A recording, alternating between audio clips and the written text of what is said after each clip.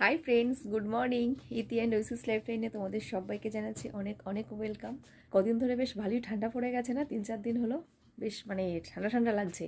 তো দেখো আজকে সোয়েটার পরে নিয়েছি, কারণ সকালবেলায় যখন মেয়েকে বাসে তুলতে গেলাম তো দেখছি বেশ মাথা গা হাত পা বেশ ভালোই ঠান্ডা লাগছে।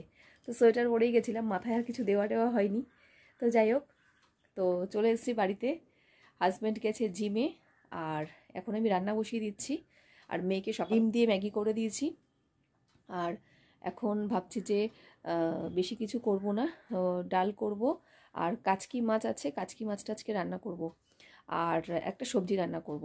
তো চলো ব্লগটা আজকে এখান থেকেই শুরু করছি। তো দেখতে থাকো তোমরা, আশা করি তোমাদের ভালো লাগবে। তো ভেবেছিলাম যে একটা সবজি রান্না করব, সেটা করিনি। তার জন্য ফ্রিজ থেকে ভোলা মাছ বের করে এই ভোলা মাছটাকে আর কি নুন হলুদ দিয়ে ভাজছি।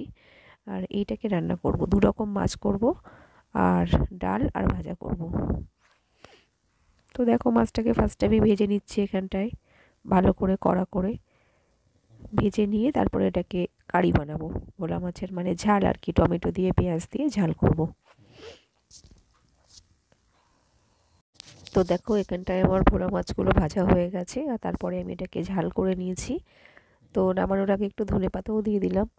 তো অন্যদিন সর্ষে দিয়ে করি, আজকে আমি সর্ষেটা অ্যাড করিনি। তো বাড়ির লোক বললো যে সর্ষে খাওয়া রেডি ভালো না। আমি বললাম ঠিক আছে, তাহলে টমেটো আর পেঁয়াজ দিয়ে করছি। তো আর এখানটায় দেখো কাচকি মাছটাও এখানে মোটামুটি রেডি করে ফেলেছি। তো কাচকি মাছের মধ্যে নুন, হলুদ, লঙ্কার গুঁড়ো আর এই যে সর্ষে এখানটায় ভালো করে বেটে পেস্ট করে এই মাছটার সাথে মাখিয়ে নিচ্ছি, কাঁচা লঙ্কা দিয়ে আর সব রকম মশলা দিয়ে, সর্ষের সাথে যা যা যায় আর কি, সেগুলো দিয়ে এখানটায় আমি মাখিয়ে রাখছি। আর কাচকি মাছটা আমি বহুদিন বাদে রান্না করছি, অনেক দিন কাচকি মাছ নিয়ে আসে না বাজার থেকে, কাটার ঝামেলা বলে। তো বাছা বেছে ধুয়ে সব কিছু পরিষ্কার করে আমার শাশুড়ি দেয়, তারপরে আমি এটাকে রান্না করি। তো চলে এসেছি এখন রান্না করতে। তা সর্ষের তেলও দিয়ে দিয়েছি, এর মধ্যে একটু মাখিয়ে নিয়েছি। তো কড়ার মধ্যে আরও একটু সর্ষের তেল দিয়ে তারপরে মাছটাকে আমি বসিয়ে দিয়েছি, সামান্য একটু জল দিয়ে এটাকে মাছটাকে ঢাকা দিয়ে ভাপিয়ে নেব আর কি। তো দেখো এখানটায় আমি সর্ষের তেল দিয়ে দিচ্ছি, সর্ষের তেল দিয়ে ভালো করে মাছটাকে আমি ঢেকে দেবো হালকা একটু জল দিয়ে। তো এখানটায় দেখো এই যে ঠিক এই পর্যায়ে মাছটাকে ঠিক এরকমভাবে মাখিয়ে কড়াতে বসিয়ে দিয়েছি। আর এইবারে আমি মাছটাকে ঢেকে দেব। ঠিক 10 থেকে 15 মিনিট বাদে মাছটা ঠিক এই পর্যায়ে এসছে। তো দেখো পুরো সেদ্ধ হয়ে গেছে আর সুন্দর একদম মাখা মাখা টাইপের হয়ে গেছে। তো চলো এখানে হাজব্যান্ডের টিফিনে আমি গুছিয়ে দিচ্ছি। তো এখানটায় যা যা রান্না করেছিলাম সব কিছুই দিয়ে দিলাম, সঙ্গে স্যালাড কেটে দিলাম। আর সকালবেলা টিফিনে আজকের ভাত ফ্রাই করব সবজি দিয়ে বিভিন্ন রকমের। তো আমার না শীতকালে একটু সবজি দিয়ে গরম গরম ভাত একটু ফ্রাই করে ফ্রাইড রাইসের মতন খেতে প্রচণ্ড ভালো লাগে। তো তার জন্য দেখো এখানটায় একটু ভাত ফ্রাই করে নিচ্ছি সকালবেলা টিফিন খাওয়ার জন্য। তো তারপরে চলে আসলাম, তো রান্না বান্না সেরে রান্নাঘর পরিষ্কার করে তো এখন বসেছি। তো শীতকালে নানান রকম সবজি দিয়ে ভাত ভাজা করে খেতে কি ভালো লাগে না, তো আজকে ভাবলাম যে একটুখানি তাই করি। তো দেখ এই যে নানান রকমের সবজি দিয়ে ঘি দিয়ে ভাত পুরো ফ্রাই করে নিয়ে এসেছি। তো এটা এখন বসে খাচ্ছি। খাওয়া দাওয়া সেরে একটু বেরোবো, দোকানে যাব। তো তোমরা দেখতে থাকো ব্লগটা, আশা করি তোমাদের ভালো লাগবে।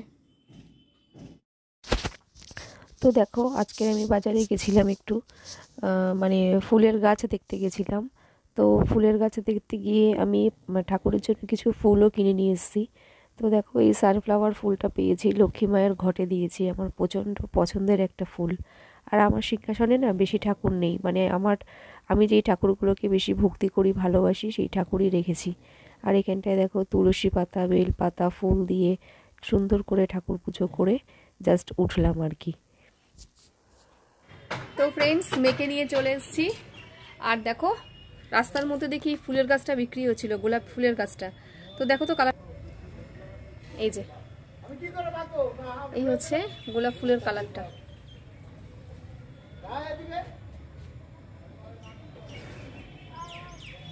বুঝতে পারছি না তোমরা বুঝতে পারছো কি না। তো এই যে এই ফুলের গাছটা দেখো কালারটা কেমন হয়েছে, এই যে বুঝতে পারছো কালারটা, মানে এত পছন্দ হয়ে গেছে গাছটা দেখে আমার, আমি আর লোভ সামলাতে পারলাম না সিরিয়াসলি, যার জন্য গাছটা নিয়ে কিনেই নিলাম।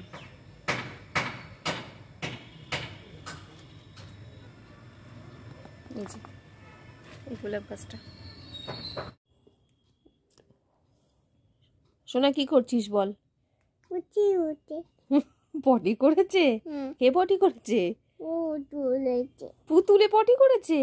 ও হাসে আবার। তো চলে আসলাম ফ্রেন্ডস বিকালবেলায়। তো এখন বাজে বিকালবেলা না, এখন বাজে 7:15। তো আমাদের পুচকিটা এসছে এখন আমার কাছে পুতুল নিয়ে, ও দিদির পুতুল নিয়ে, যে কত রকম রঙ্গভঙ্গি করছে পুতুলটা নিয়ে। তো আমি একা একা হাসছি। আর এই যে মেয়ে ঘুমিয়েছে আজকে 5টার পরে, তো যার জন্য এখনো পর্যন্ত ঘুমোচ্ছে। তো এখন যাবো রান্নাঘরে, রান্নাঘরে গিয়ে একটু চা খাবো, চা বানিয়ে। তো ব্লগটার বেশি বড় করবো না, ব্লগটা এখানেই শেষ করছি। তো তোমাদের যদি ব্লগটা ভালো লেগে থাকে তো প্লিজ একটা লাইক করো আর সাবস্ক্রাইব করতে ভুলো না। তো tata, bye bye, good night.